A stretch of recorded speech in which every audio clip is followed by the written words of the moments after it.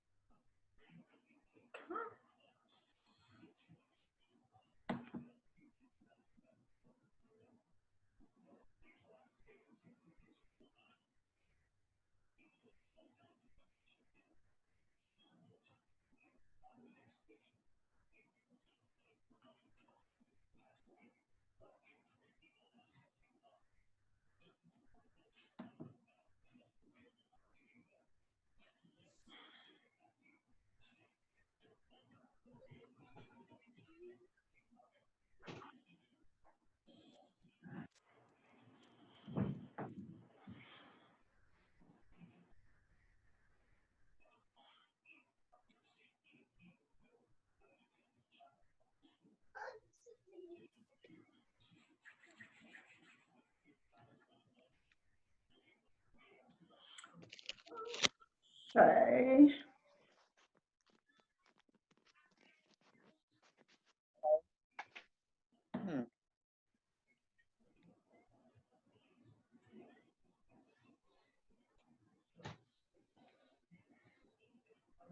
Let's see.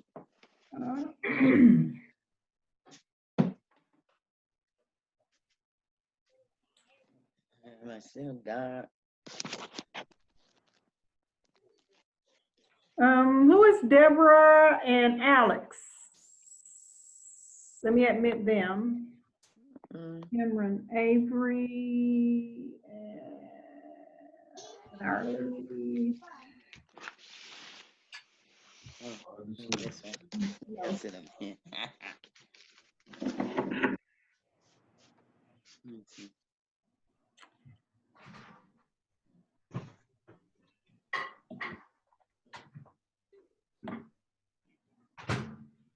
Honest opinion.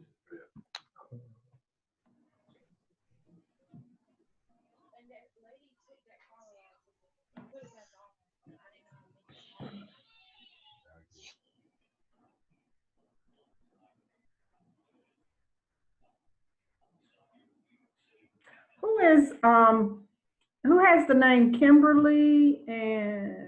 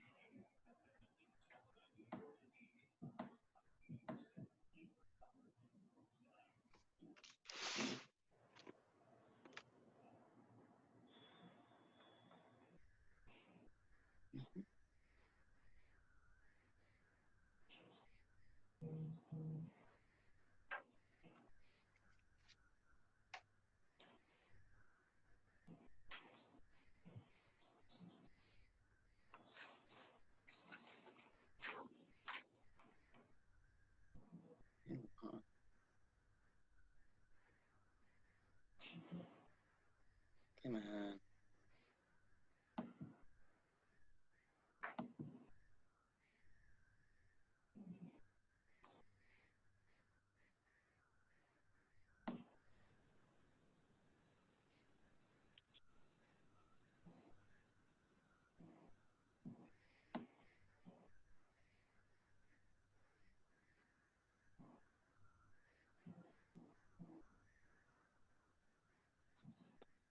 okay, it's 7:33. So we'll go ahead and get started.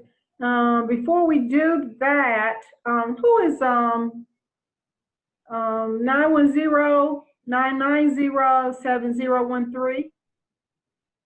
Marita Rich. Thank you. Okay. All right, let's see who's, let's just pause for a moment of silence and then I'll see who's I didn't get, okay? Please.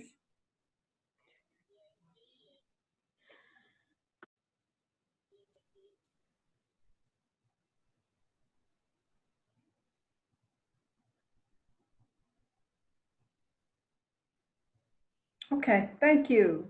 All right, is Lynn Marie Greenwood present?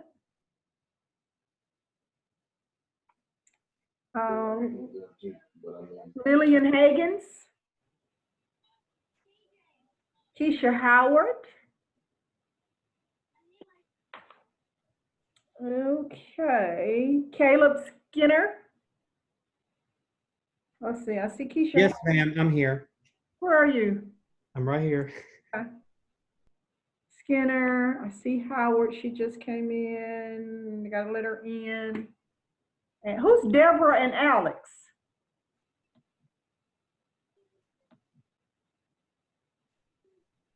Deborah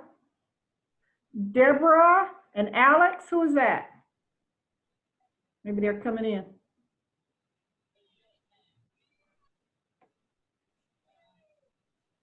Okay. Deborah and Alex. Got you.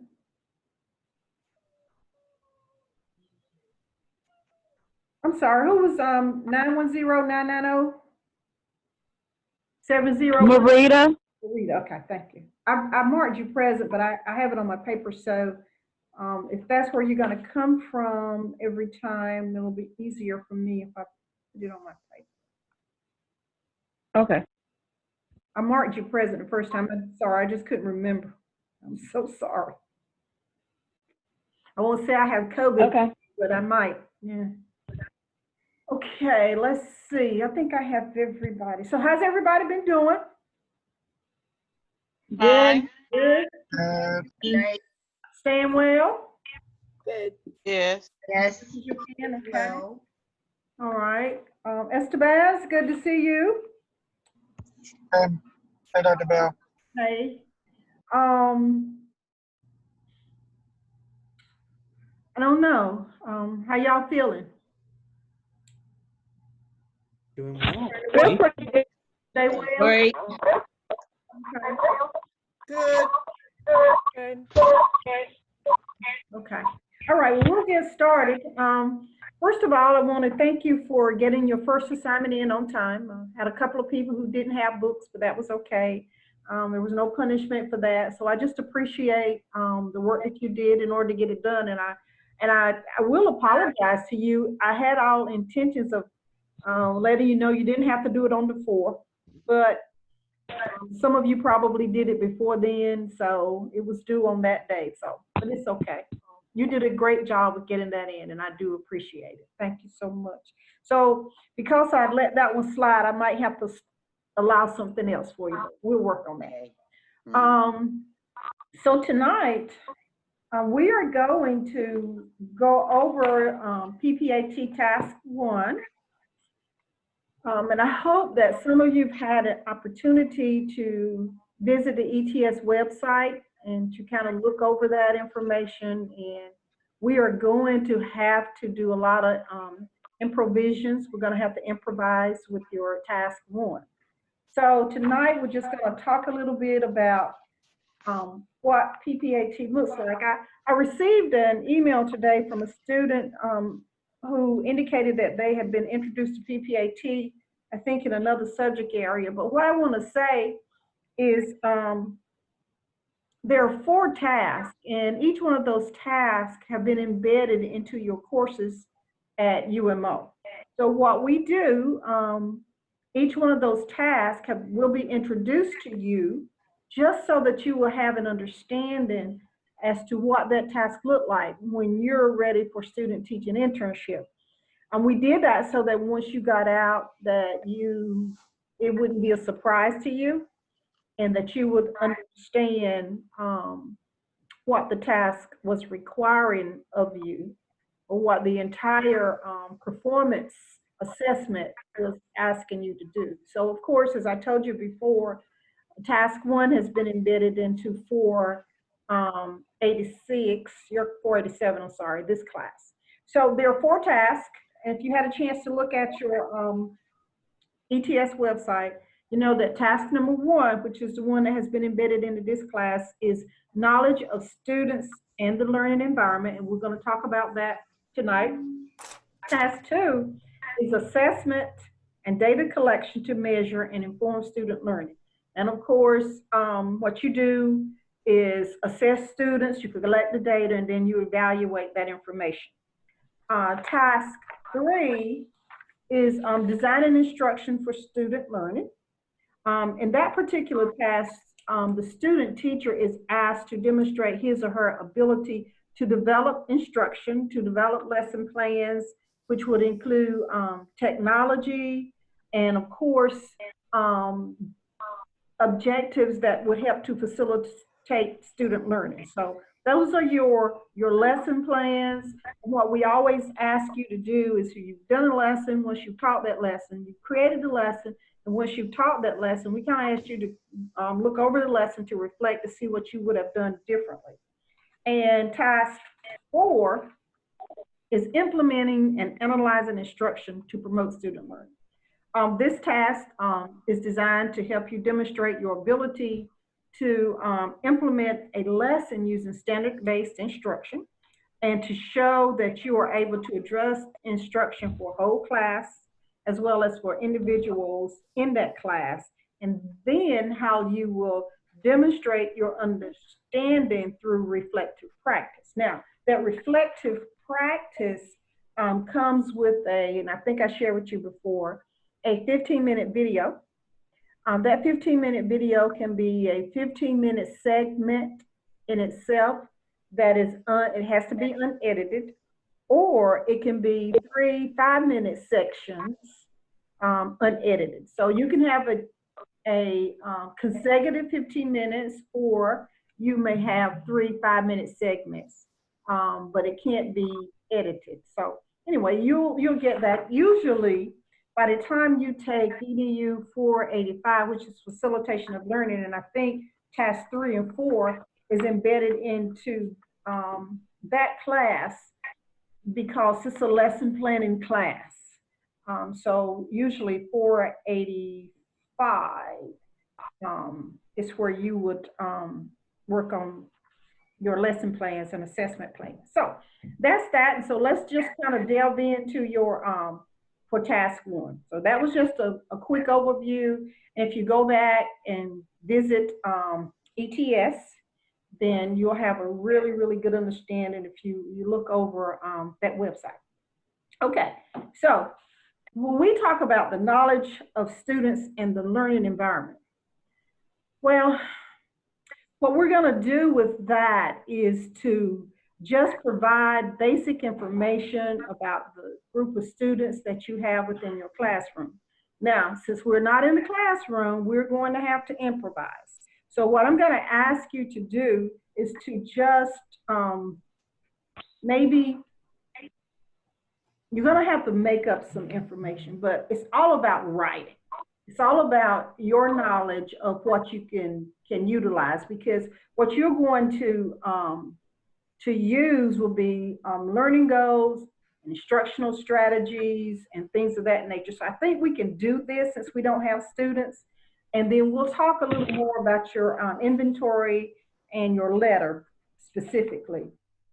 In your knowledge of students for this task, it's just something that you know about your students that of course will connect your students in a meaningful way with a resource. And we'll talk about those resources later. I have included in your, let me see, in your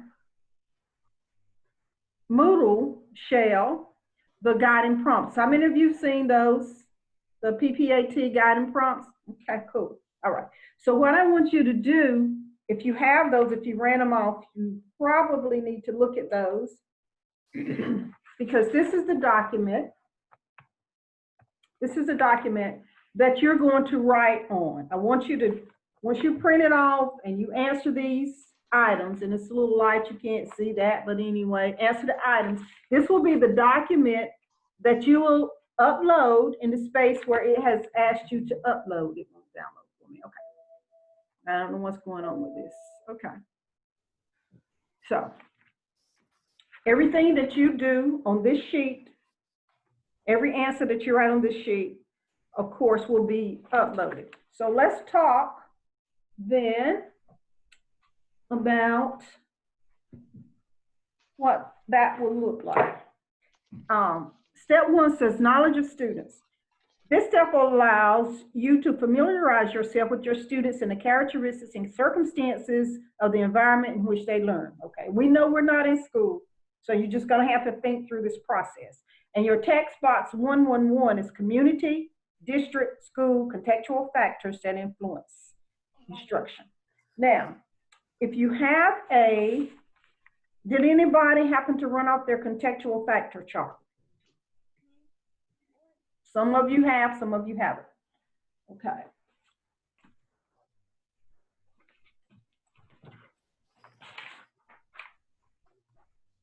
So with your, the contextual factors chart is an artifact.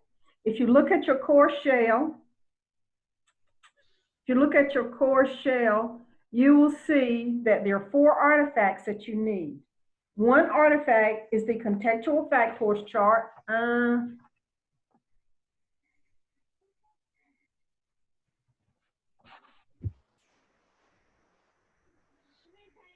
The contextual factors chart. The other one is the instructional resources chart, okay? And then you have to do a student interest inventory, number 3, and a letter. We say letter of communication, but it can be something else. It can be a brochure, anything that you want to send home to your parents. And I'll tell you, if you decide you want to do that, it could be a web page from your class website. And if you do that, ever how you share it will be okay with me. But as long as you include the information that is needed, you'll be okay. So let's do this. Let's kind of talk about what's required with those artifacts, and then we'll go over your prompts. The contextual factors chart is a document that asks you to identify factors within your school setting that relate to the general context of your students, that relates to your community, that relates to the district, that relates to the school, classroom demographics, and of course, general knowledge of the students as a whole class. No, we are not in school, but let me see a show of hands and maybe a nod of heads of all of you who have worked in a classroom or have knowledge of a classroom that you can refer back to for this assignment. A school, let me see. Okay, cool. All right, that's good. I do. Okay, good. Keisha, Flo, Brittany Kelly, Megan Bowden, how about you all? Everybody good? Yes, ma'am. Okay. So, No, I don't. okay, so if you don't have one, then I think we might be able to work this out. Do you know of a teacher that you can connect with? If you don't, go ahead, Monica. Possibly. I might can get in touch with a couple of teachers. If you can do that via phone, they can just help you and answer the questions over the telephone. I don't think you'll have a problem with that. If you don't have a classroom of your own and don't have knowledge of students, connect with someone else that you know that does have, and see if they can help you to address the factors that you need. Okay, the types of factors as we just listed: community, district, school, classroom, demographics, and knowledge of students. The general context of your students, subcategories. These are the things that you're gonna have to look for. Students' grade and developmental levels. What's the grade? What grade level? What developmental levels do you have at that grade level? What is the age of the student? Content area being taught. Is this a self-contained class? Does it have all the subjects, or are you a teacher who just teach language arts, social studies, or math and science? Any other factors that are pertinent to understanding your class assignment. You may have some students in that class who are English language learners and other special needs students, academically gifted. You might want to share that, and if so, that's fine. So we move, questions about that one. General context for your students. I have 620 students because I'm an art teacher in an elementary school. Just pick one. So I teach all of the above and then some. So I'm going to make it very general. Is that going to be okay? I just pick one class. Okay, pick one class. You can pick one class. Okay. Okay. Community. Is the area urban, suburban, or rural? Okay. What's the socioeconomic information for that community? Is there any census data? You can go online and find that. You can go online and find the socioeconomic information. A lot of times, if you go to the North Carolina School Report card, you can find a lot of this information about your school, about your students. So you're welcome to use that for your schools. And for those of you who don't have a school, if you want to check out a report card of a school that's in your area, certainly you may be able to do that. Then the other area, the other factor is the district. That's the entire school system. All the schools make up the district. What's the enrollment for the district? This needs to be listed. What's the percent of students receiving free and reduced lunch? What's the graduation rate? What are the ethnicities who attend that school district? This is district-wide. Are there any IEPs, individual education plans, percent of students who are English language learners? And if you want to add, these are just examples. If you want to add what the per pupil expenditure is that is provided by the state, you can do that. Now, all those are there. You don't have to list them all, but what you have to remember is if you decide to discuss one of those contextual factors, then you just need to have that data and that information. Then another type of factor is the school. What's the enrollment for the school? The same percentage of students receiving free and reduced lunches. Is there any adequate yearly progress? And that'll be a term that you will define later on in this course. What are the ethnicities in that particular school that you have? Students with IEPs, ELL students, and maybe teacher-student ratio, okay?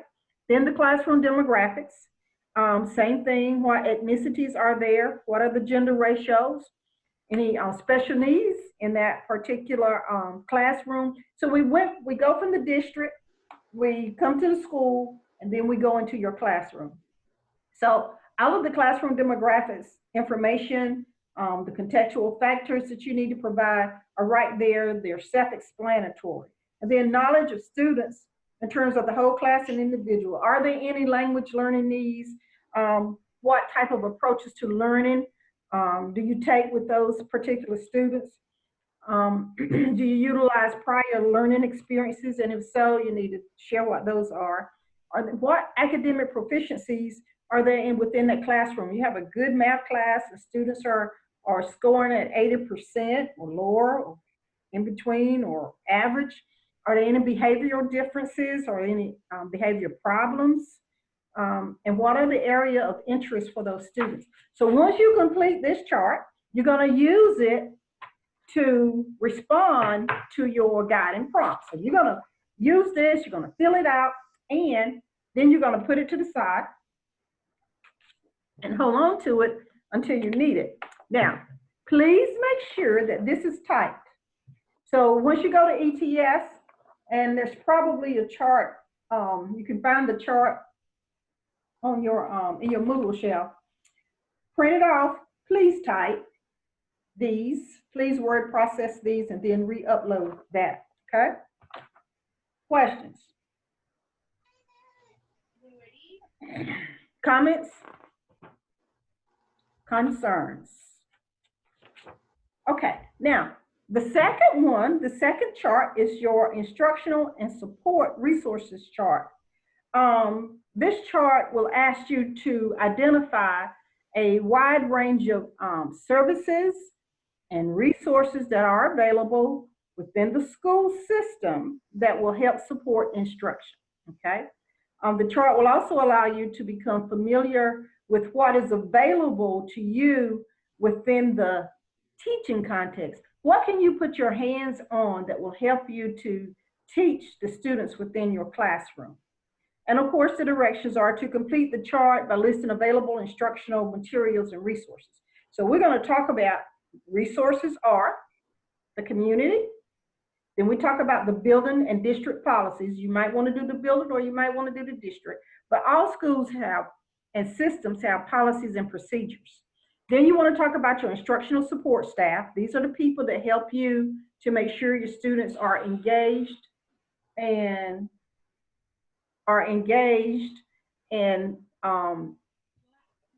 helping you to help them to learn. Instructional materials, are there any curricular programs? What types of instructional technology is provided in the school? Do you have access to student data? You have access to the records? And yes, you do, 9 times out of 10. And most of the time, if you don't have it at school, you can put your hands on it. You can always go online to the school report card because most of that information is there. And then whatever other resources you have. So what I want to do to take a moment is go back through those and just share a few examples to give you some ideas about some things that we might look for. And this is not a list that you have to use. It's just examples. For example, community. And it says examples and their location. Let's say, for example, that in the community, I said, well, we have a public library. So the question is, the public library is located downtown on Beekman Street. Okay, and what can our students find? There are videos there, there are books there, of course, that you can use. So that's a resource for your students. That library might also have a storytelling time where students can go, may provide a homework time. I don't know, it's just whatever happens. And that's just one example. For building and district policies, sometimes buildings or schools will adopt what they call the positive behavior support programs. That's one example of a policy that everybody follows within the schools sometimes, school-wide discipline programs. Instructional support staff, you may have a media specialist, you may have your EC resource teachers, you may have your instructional technology people in your school. Okay, instructional materials, sometimes there are kits, there are math kits, there are science kits, there are some types of programs. A long time ago, they used to have accelerated reader. So those are programs that help the students to achieve in school. Curricular programs, you may have a, just like I said, accelerated reader or some type of school-wide program, especially if students are struggling academically. There may be a program. Does anybody have some type of program in your school that is used to help students learn that you want to share?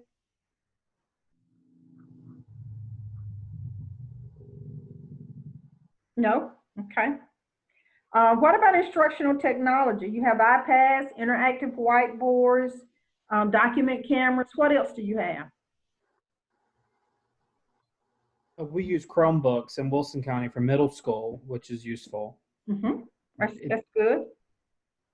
You have the instructional technology, the Chromebooks would be your example. And of course, location would be in your school, if they're in your classrooms or located in the library that you can go and check them out. I know they're all gone now. Well, they're probably back because school is out. We got the smart tables in my class. Okay. Anybody else? My class, I have EC kids, so they have accents and Toby's for them. Eye gaze tablets for them where they can communicate with us, but using their eyes to tell us what it is they want on the tablet. That's assistive technology? Yes. Yes, that's an assignment. You'll get to that one. I'm sure you'll use that in that assignment. Because I think at this time you have to identify something that you would use in your classroom. So I'm sure you'll use that. That'll be good. Okay, so you're already on that one. Anybody else? Okay, and the student data, the records, instant report card, that's a no-brainer. And if there are any other resources in the class, does anybody, I'm gonna go back, does anybody have a curricular program or any instructional material you'd like to share? Do you have any particular instructional support staff that you would like to talk about? I don't know if I want to talk about it as much as ask the question. There is a kiln in the classroom. Is that something I can list as a resource? There's a who? A clay kiln? Yes, that's a resource for your area, right? Yeah. Okay. Okay. It's kind of old technology, but it's still technology. Yeah, okay. Anybody else? If you elect to utilize that one, because you'll have to identify some resources, and once you list all the resources, then it'll say, okay, pick a resource, and then you have to respond to the guiding prompts, pick another resource, respond to that. So it just gives you, once you list these, then you can pick the ones that you want to discuss. And that's the same way it is with the contextual factors chart. Okay. All right, so now we are down to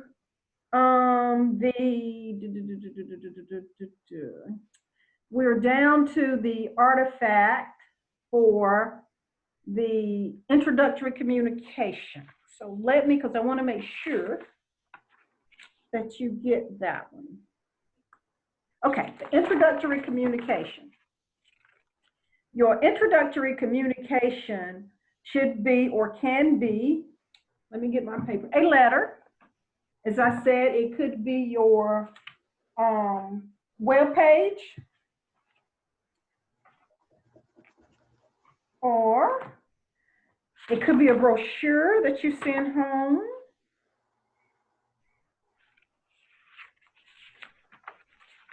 I wanted to see if I could,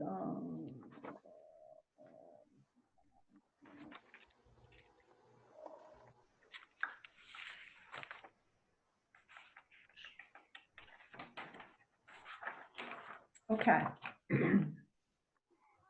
It says this, communicating with your, I got lost, my camera got gone.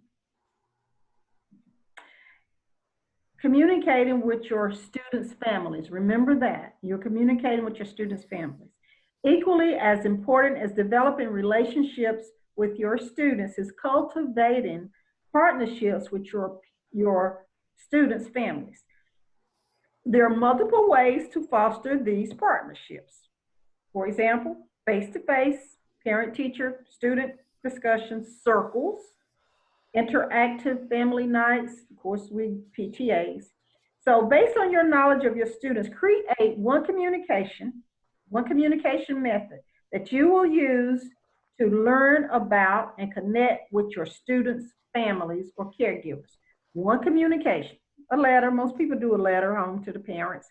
You can be a newsletter, as I said. It could be a screenshot from your class web page, or it can be a brochure. It's just up to you. It says after creating the communication, it says respond to the guiding prompts. Now here's what I need you to include in your communication. Explain how your method of communication conveys the importance of cultivating positive relationships with students and their families. So you're going to start, dear parents, we're sending this home because we want you to know that our relationships are very important.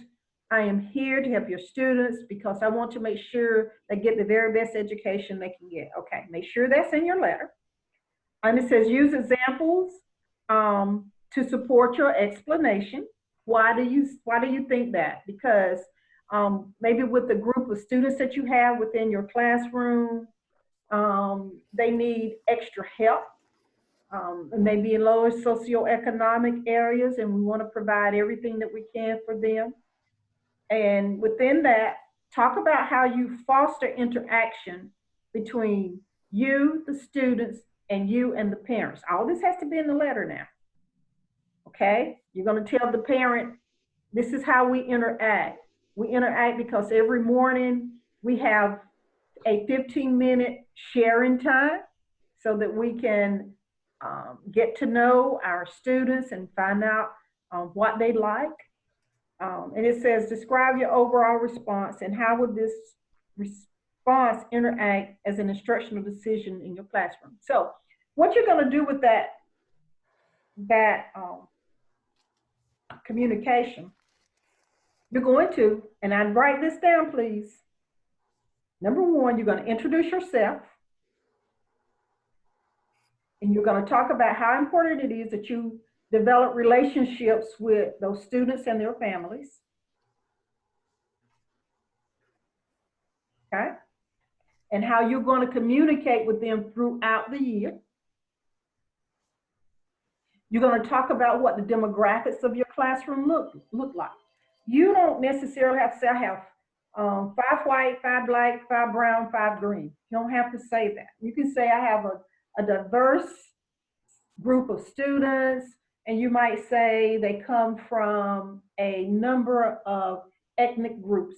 If you want to break them down like that, it is fine. You can say, and I have a classroom full of young girls or young men, and we're going to work extremely hard in order to make sure that everybody gets what they need. But those are the things that you need to include. And what were they?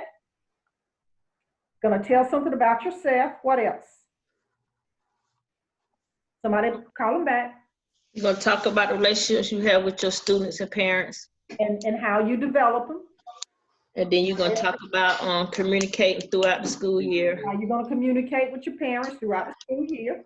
And then speak about the class demographics. the demographics. Demographics. And you can start with that. It doesn't matter. It might be tell about yourself, then tell, you know, in that order. Might be talk about yourself, talk about your demographics, how you're gonna relate and develop relationships, and then how you're going to communicate throughout the year with your parents. And it may be that we naturally know report cards go home. Maybe you're going to send home a newsletter on a regular basis. You might say that we connect and communicate. I'm going to call you once a month. You know, I'm sending a postcard home. Ever how you're going to do that, then that's what you need to do. Any questions about that? Now that, once you develop your letter, so right now, there are 4 artifacts. That's all I want uploaded. Your contextual factors chart, nothing else, no writing or anything except what's on that chart. Instructional resources chart, nothing except for that. And then you have your letter communication or whatever form of communication you're going to have. It will be uploaded in that 3rd artifact space. Okay, now for you, which I think may change by the time you get to that, but it'll be okay. I think you can handle it if you learn this. The 4th artifact, of course, is an interest inventory. Raise your hand if you know what an interest inventory is. Okay, we do. Okay. Remember your the inventory that you did before? The one that you did. Okay, that was an inventory. When you have an interest inventory, you usually give it to your students, and that's probably where we're going to have an issue, but we're going to have to talk about it. You provide an interest inventory so that you will understand what it is that your students like. Sometimes we use those learning inventories so you can determine if your student is an auditory, visual, kinesthetic. You might want to do that. That's an inventory. So it's just a means, a form of finding out what your students like so that you can design your instruction around your students. Let's say, for an example, that you want to talk about community helpers. So you may have firemen, policemen. Who else can we have? Firemen, policemen, rescue squad people. Who else in the community? City council members or whatever. You're going to talk about community. Well, you can develop an inventory that says, which of these are you familiar with? And let's just say, for example, if the majority of your students in your classroom check that they are interested or they have some idea about police, and the few would know about the rescue squad or the paramedics, then when you look at that information, when you get it,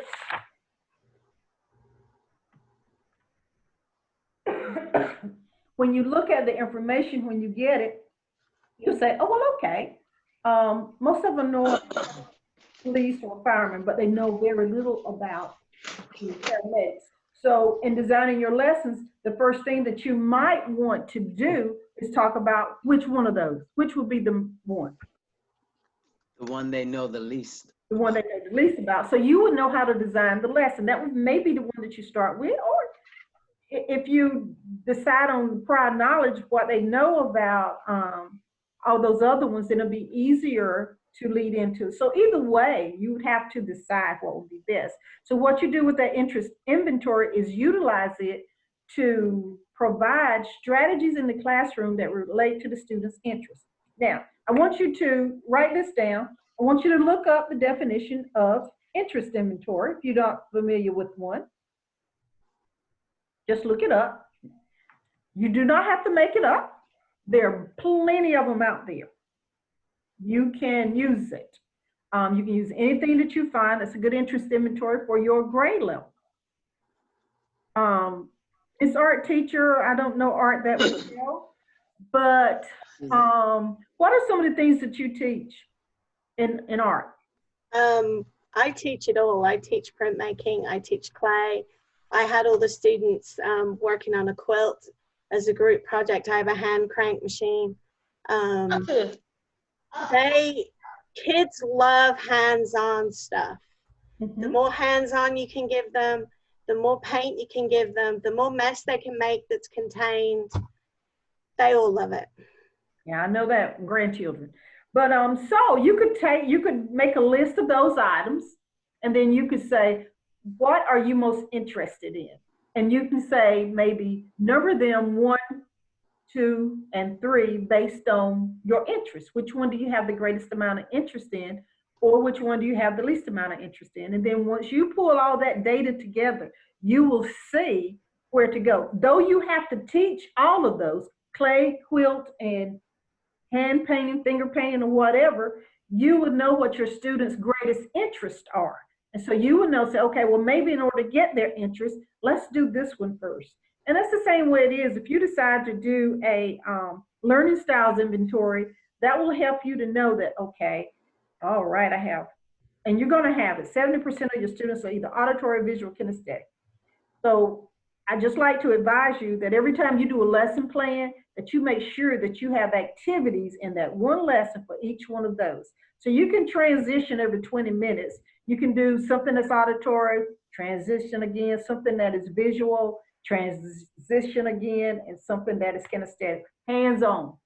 Okay, make sure that you do something hands-on. So once you find out what they are, then all you do with your, you utilize your inventory to make sure that your lessons cover the things that your students are interested in. So if you have a student maybe who loves to travel, then you would probably find out, well, where have you been? And it might be that one day you say, well, bring some artifacts in or bring some things in and share with the class that relates to your travels. So that's all this does, is to help you to find out what your students are interested in so that you can build your lessons around their interest. So if you have something that I'm interested in, what am I going to do? That helps me to stay what?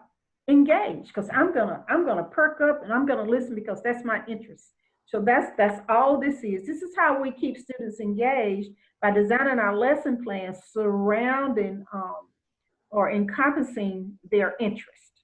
Okay, so look up interest inventory. You can develop one, or you can use one that's already developed. Now here's the catch for that. We're not in school, and we could still do this if we were, we did it last class because they were still in school, and I allowed them, because they had connection with their students, I allowed them to do it the same way we're doing here, okay? Students had access to getting that. Sometimes it was paper, and sometimes I guess they could be emailed. But anyway, so if you can find, if you have phone numbers, once you develop your inventory and you have phone numbers of 3 or 4 students, if you can call them and just give them the inventory over the phone, that's fine. If you have children in your neighborhood, I don't mind you using that. If you can just get your hands on some children to complete your inventory, that would be fine. If you don't have access to children, let's just do the inventory, find an inventory, utilize the inventory, and write about what it would provide. Let's just say that we didn't have students, okay? And we chose a learning styles inventory. Well, you would probably just do the very best you can to say, I chose this inventory because it would do this. And you would just have to do your research on the purpose of a learning styles inventory and answer the prompt based on that, because we don't have students. Remember now, the purpose of this activity and to go over PPAT task 1 is to open your mind so that you will have an understanding. You would have seen this when it's time for you to complete the task. Now, with that inventory, you would say, okay, oh, I got to do an inventory. Oh, I know what an inventory is. If you're in the classroom, you have students, if we ever get back, and I'm telling y'all this, I am just not an advocate for students going back to school. So I don't know. I'm gonna ask my son to keep my grandchildren home if I have to teach them myself. But anyway, so once we get back and you're in school, and you utilize an inventory, and that will be helpful for you. Any questions about the inventory? Because we'll come up with some questions about it when we go over the prompts. Next week I'm actually teaching an art camp with about 24 students. Can I use them? Do the inventory first and ask them? Yeah. Okay. Someone else had a question? No?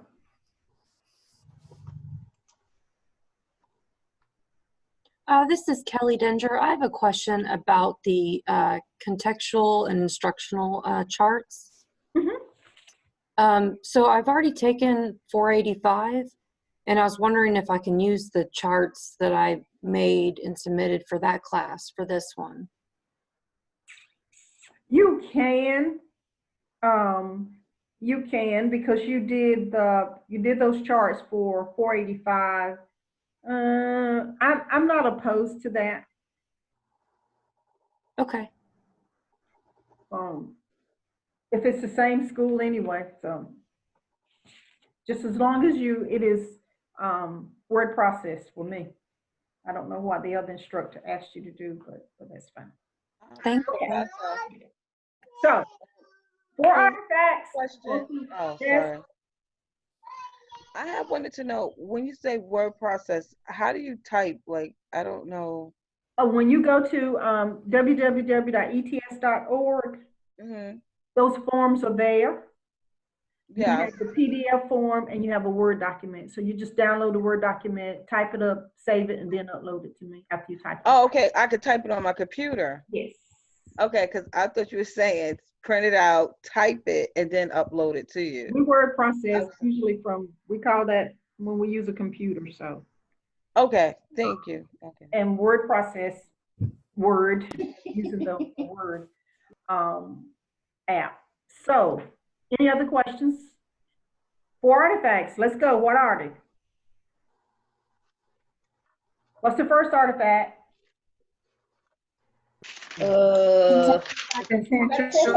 Textual factual charts. Second one? Instructional resource chart. Third one? letter. Letter communication. And your fourth one?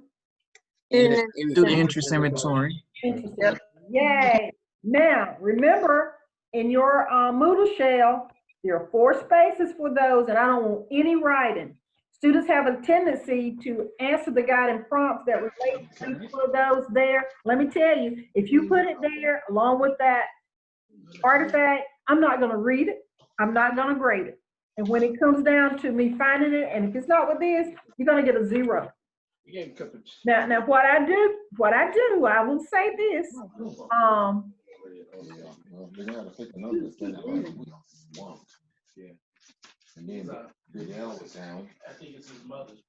So what I do is, Dr. Bell. Yes. I just want to be clear. When you say we're downloading those things, they are just going to be the downloaded document blank, but just the form. When you go to ETS, Patricia? Yes. When you go to ETS, those forms are there, blank forms. Yes. So there's a PDF and there's a Word form, Word document. Download the Word document, okay? And as you use your computer, I call it's word processing because you're gonna use Word to type. Yes. So you type the information in there. Oh, we will fill out those documents. Yes, ma'am. You will fill out documents. Then, of course, when you finish, save them on your computer if you do the Word document, and then just upload it to Moodle. to your Okay, assignment space. okay. Okay? And we're attaching, so we should have 4 of them then. Yes. 4 slots. 4 slots. There are 4 slots in there's artifact upload, contextual factors, artifact uploads, instructional and support, artifact upload, introductory communication, artifact upload, student interest inventory. And you'll see there's a maximum of 2 pages or 1 page. It doesn't matter to me how many pages you have. That's what it is for ETS, but we're okay. Anyway, it's only 2 pages. Okay. Yours went over. It doesn't bother me. But those are the instructions from ETS. Okay, any questions about your artifacts? Now, before we do your the guiding prompts, do you have any questions about anything? Do you have, and of course, which week is this due? Week 4. Week 4. 4. Okay, so we're going to write the communication, which will be easy to do. If you don't have access to students, and we don't, just pick the inventory, and I don't know, just talk about the inventory. Try to answer. We'll talk about that when we go to that part. If you can get some students, at least 2, it will help you. If you can somehow get at least 2 students, that'll be fine. All right, so now, let's look, if you can open up that document, your guiding prompts document. If you have it, fine. If you don't, but just listen. So here's what we have. Guiding prompts, and if you just answer them the way that I have them on the sheet, because as I said before, I want you to know what's in task 1, and I want you to be able to understand.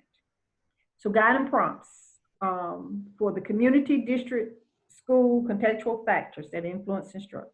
Identify your chosen community factor. So that chosen community factor will come from your contextual factors chart. Whatever it is, once you say, okay, well, my community factor is socioeconomic status.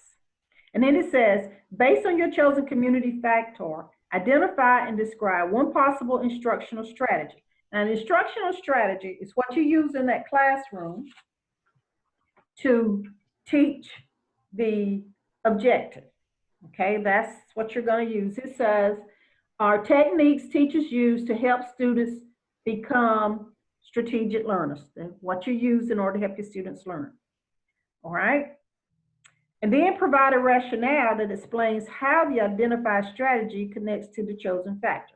Why did you select that strategy? Why did you select that, I'm sorry, that learning strategy? Why did you pick that one particularly?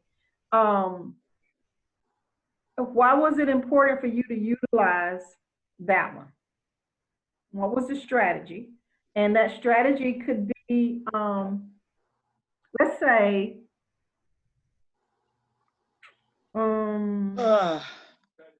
I hear you, I feel you, so strong. Let's say that we're going to talk about the learning strategy, instructional strategy we're going to use will be cooperative learning, okay? So why did you select that? Well, you could say that I have a group of students who maybe don't work together extremely well. You can explain that. And then what does the science say? What does research say about putting students together in a cooperative learning group who may not work extremely well, or you may have some students who are on the lower end and some students on the higher end, upper end of the academic scale, and you put them together so you know they feed off of each other. So do whatever strategy you decide to use, just do your homework and your research.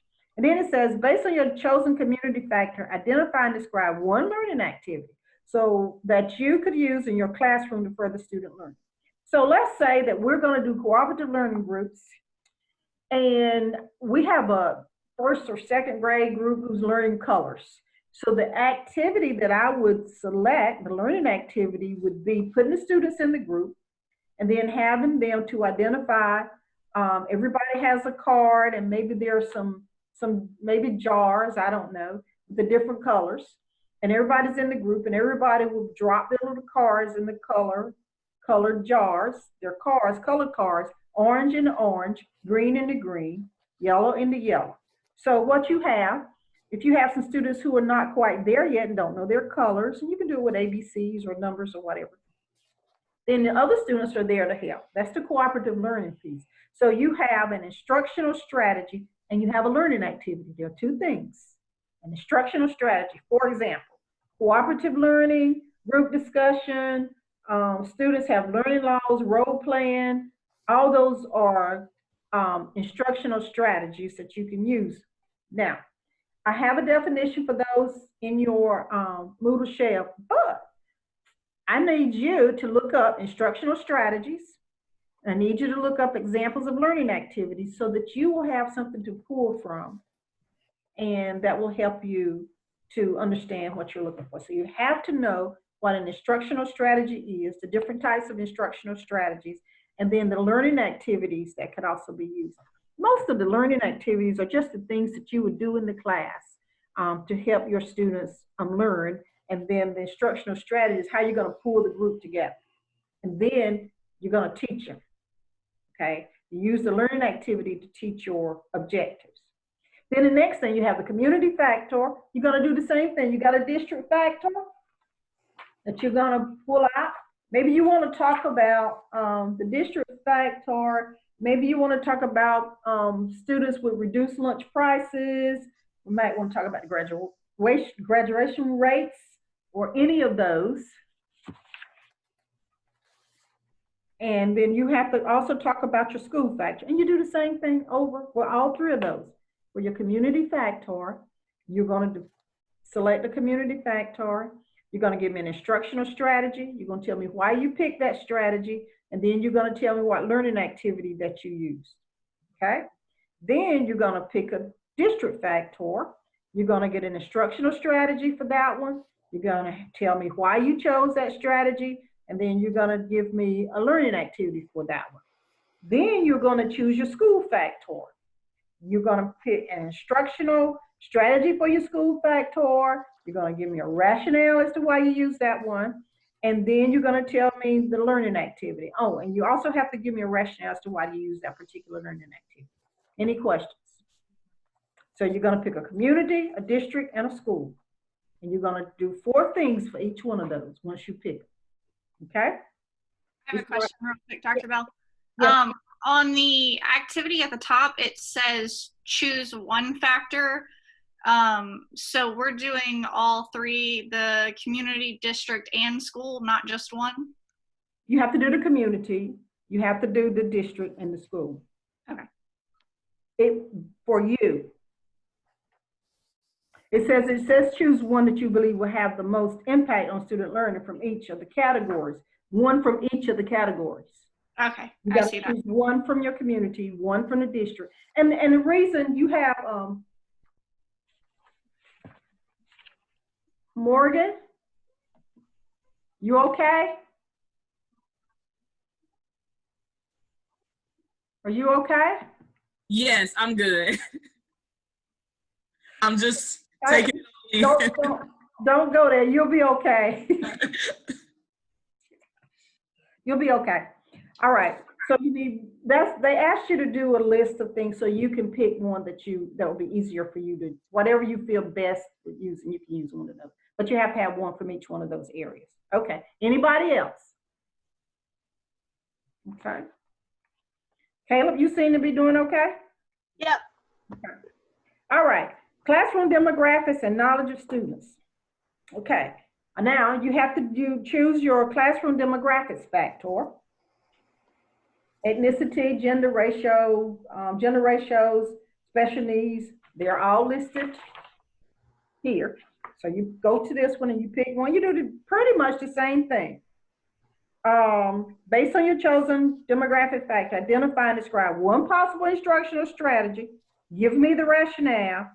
Then identify a learning activity. Give me a rationale. So you're going to do the same thing that you did for your community factor, for your district factor, and your school factor. Now you're doing the classroom demographic factor and the knowledge of students. You're going to do the same thing.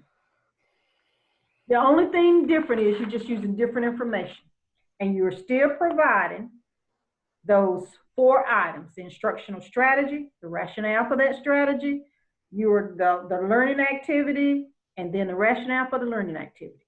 4 things for each one of those. Okay? And we're moving. Okay, then available resources to enhance student learning. This is instructional and support resources chart. It said, select 2 resources from the completed chart and describe how you would use each in your classroom to support student learning. That chart we looked at: community, building district policies, instructional support, instructional materials, curriculum materials, instructional technology. Who had whatever? You might want to use that.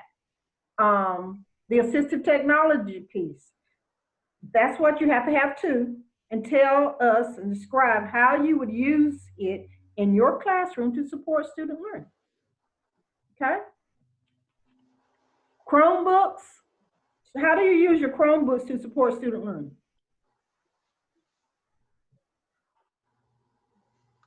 Caleb? Well, right now it's all we've got. We can't teach face to face, so I mean it's the whole classroom. Whole classroom. Okay, so you can. That's all that is. And so Morgan, you said you had some assistive technology in your classroom, and you were using that because the students taught with their eyes, right? So yes. That helps you. Okay. Yes, because all the students are nonverbal, so that we'd use the accent, Toby, choice boards. That's our best way to get them to communicate with us in the classroom. So that helps you to support the students learning. Yes. Then so you got to pick two of those from that chart. Then select a particular characteristic that you listed in the knowledge of students in the contextual factors chart, and then describe how a resource different from the other 2. So here you're going to use 3 resources from that chart. You're going to pick 2. I don't know. Don't ask me why they asked you to do that. Why they didn't just ask for 3 to start with? But anyway, it says pick another one that could enhance, other than the one you did, that could enhance student learning based on the particular characteristics selected. It's self-explanatory, but you have to pick 3 resources. I don't know why they asked you for 2, and then they asked you for another one. With the first 2, they wanted you to tell them how you use it to support student learning, and then how you want to enhance the student learning. Okay. Write down for text box 121 available resources to enhance student learning. 2 resources support student learning. 2 resources that will support student learning, and then 1 resource that will enhance student learning based on that student's particular characteristic. And now we're down to the interesting. Any questions about the resources to enhance student learning? And that's the instructional and support resources. So you're going to you have 3 of those. 2 will be to support student learning, and your 3rd one would be to enhance. Okay. That would make it better. All right, student interest inventory. It says create or choose a student interest inventory appropriate to your classroom assignment. Administer, problem for us, the inventory to your whole class to gather information relevant to your students' interests and learning preferences, and then respond to the guiding prompts. So it says, based on the compilation of information from the whole class inventory that we don't have access to, analyze one example of how this information would influence an instructional decision you would make in your classroom. And that's still going to be easy to do, because you can look at, we go back to the learning styles inventory. All you would say would be, once I looked at the learning styles inventory, it indicated to me that 10% of my students were auditory, 20% were visual, and 30% were kinesthetic. So what I would do for my class is I would just make sure that all my lessons had all three of those activities embedded in my lesson plan. That's the best we can do. That's the best we can do for that. It says using one student's completed interest inventory, analyze how you would use one item from the inventory to promote the student's engagement in learning. Look at the inventory and then just pick an item and just explain it. That if you just look at it and say, okay, if my students had completed this, what would I do? What one item would I pick that I could use to promote student engagement in learning? Let's say that you had a student in your class, we did the learning styles. And you had one student in the class who was auditory. You might say for that auditory student, what I would do, I would record, if you like maybe 4th or 5th grade, you have to read stories. I would record or find a recorded story for my student to listen to as he or she reads the book. You understand? Does that help? That's what you would do. Because you have given them the interest inventory and the students, the learning styles inventory, and you just found one student who was auditory, and how would you address that? Now, what happens with this is you do need to do a little bit of research to help you, because that's the purpose of this, to help you research. Now, when you write this up, it's vitally important that you say research says so-and-so.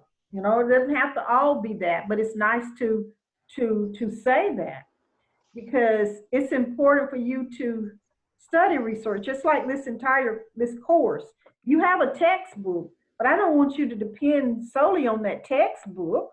I might ask you sometimes for something specific as it relates to the textbook, but you are free to explore recent data or recent research as it relates to the topics, because that's how we grow.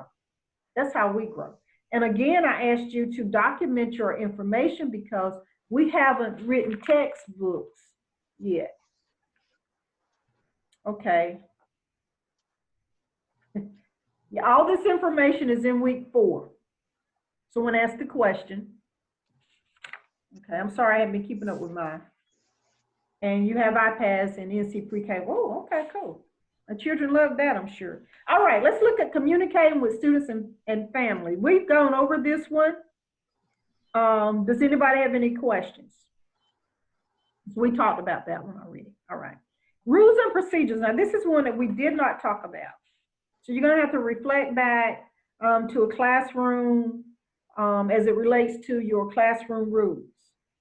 Access and review the rules and procedures for the classroom to which you are assigned, and then respond to the guiding prompts. So you got to think about the rules and the policies and procedures, or the rules and the consequences for the classroom. And this is easy, you can do this one without even being at school. Describe one example of a classroom rule or procedure. Does anybody have any? Raise your hand before you ask or answer questions. It may be a rule that if you have to go to the restroom, only one boy and one girl can be gone at a time. Whatever the rule is, you know, it's okay. Then explain how that rule or procedure facilitates instruction. Let's just say you have to raise your hand to ask or answer questions. How does raising your hand to ask or answer questions facilitate instruction in that classroom? How does that help? They're not all talking at once. I mean, or interrupting me if I'm teaching. And so everybody's not talking at once, so the teacher can talk, right? Yeah. And she can get her point across, and it helps to keep the students engaged. Explain how the rule or procedure enhances student learning. How does it enhance student learning? It facilitates it by allowing the teacher to be able to teach, but how does it enhance student learning? It helps them to respect one another in aspects of waiting your turn. Waiting your turn, not only that, but they're able to what? Follow directions. Okay. And then how the rule or procedure impacts the learning environment. So what happens with that? Everybody's got to raise your hand. They can hear the teacher talk. Everybody can hear what the teacher's saying. So how does that impact the classroom? Keeps the noise level down. Keeps the noise level down and the learning level up. And it keeps the students engaged because they can hear what the teacher's saying, they can hear the response and the interactions from the other students, and everybody's learning. You can't learn if something's going on over here and over here unless that's the style that you have for the day. Everybody may be in centers, that's different. But if the teacher's teaching, she's instructing, then everybody can't talk. Okay, now the next thing is describe one example of a technology rule or procedure. Somebody give me one. A technology rule or procedure that should be implemented in a classroom. Well, if I'm talking, I ask that they keep their Chromebooks closed. I mean, that doesn't really necessarily involve the Chromebook being active, but it minimizes that distraction. Okay. Okay. So with that, let's take it all the way through. Okay. Chromebooks closed is the rule, right? When I'm talking, when the teacher's talking. So everybody listen to this. How does that rule or procedure facilitate instruction? It keeps the students. I'm here. Yes. It keeps them focused on the lesson. There you go. All right. Instead of roaming. Okay. It keeps the students focused on the lesson instead of roaming on the Chrome. Okay. So with that same rule, Chromebooks closed, focused on instruction. How does that enhance student learning? Gets rid of that distraction. Their focal point is me That's on the right. whiteboard, whatever I'm doing. And then the third part of that is how does that impact learning? If they're focused on you, they're what? Hopefully Paying attention. Yeah, paying attention, hearing the instructions. Paying attention and receiving what you're saying. Receiving what you're saying, they're engaged. So that's that. That's that last one.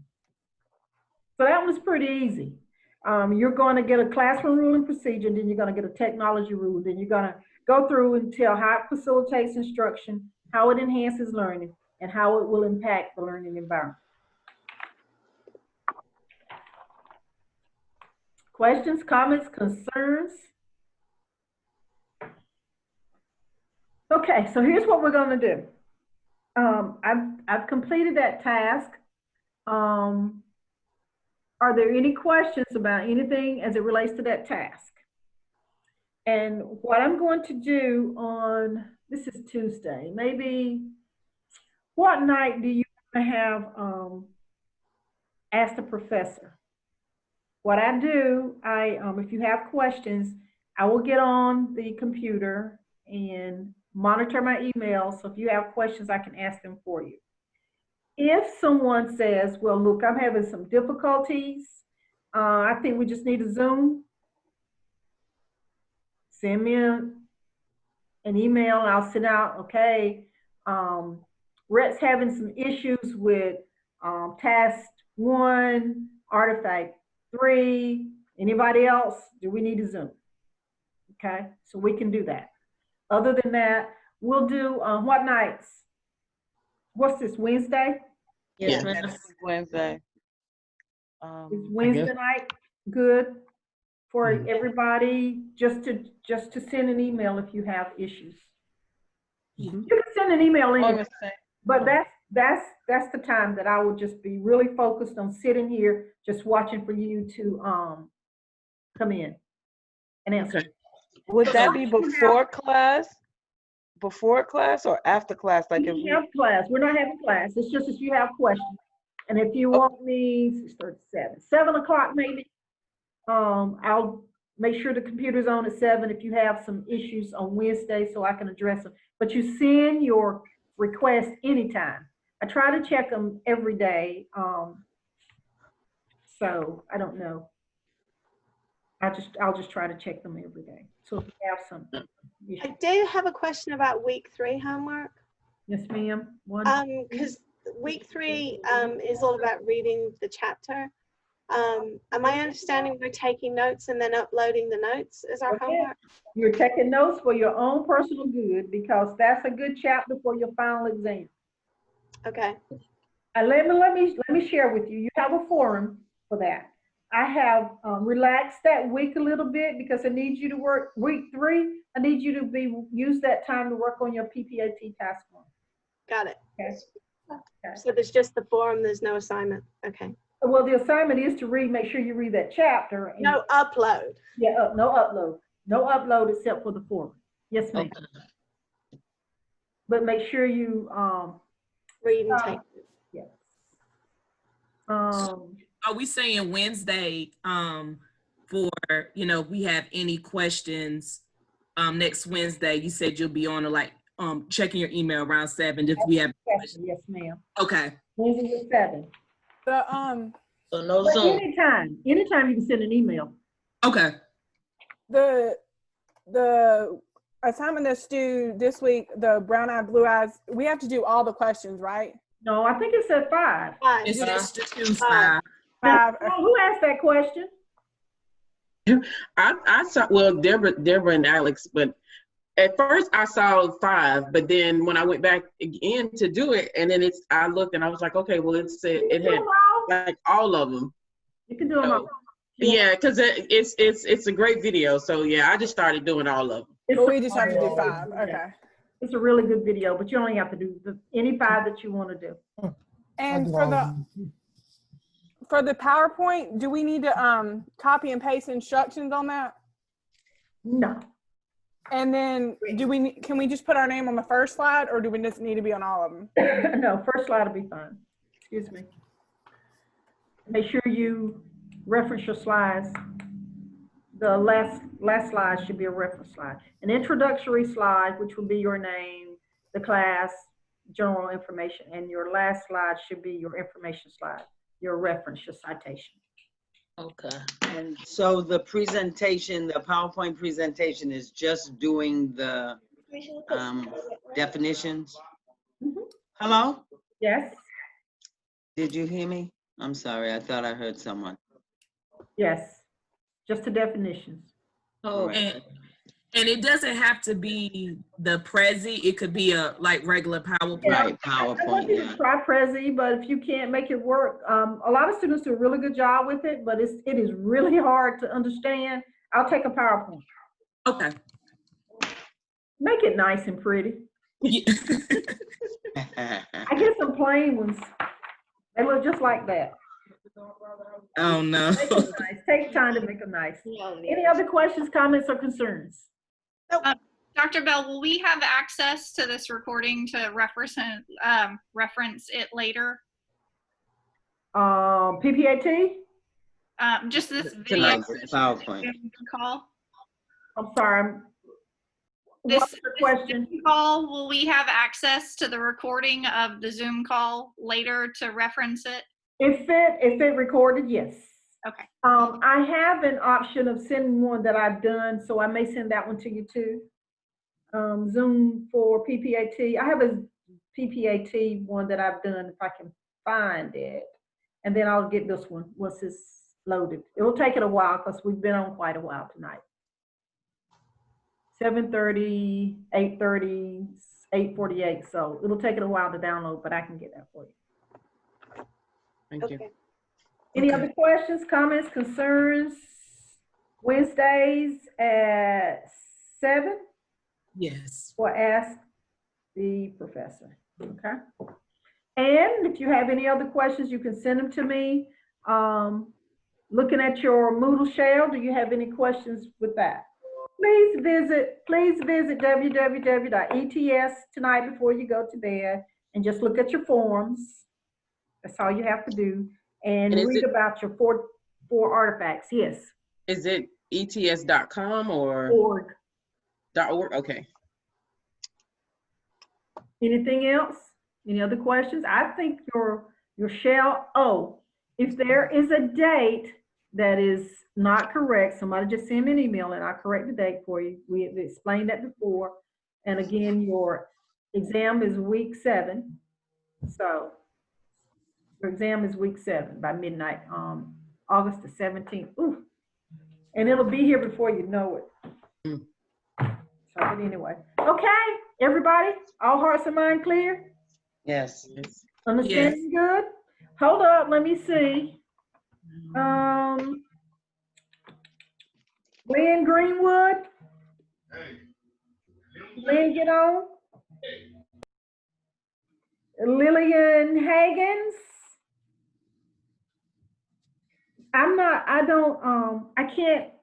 We don't take attendance for Zoom, but I like to know who was there because when students start having questions, that lets me know they have attended or didn't attend. So that makes it easier for me.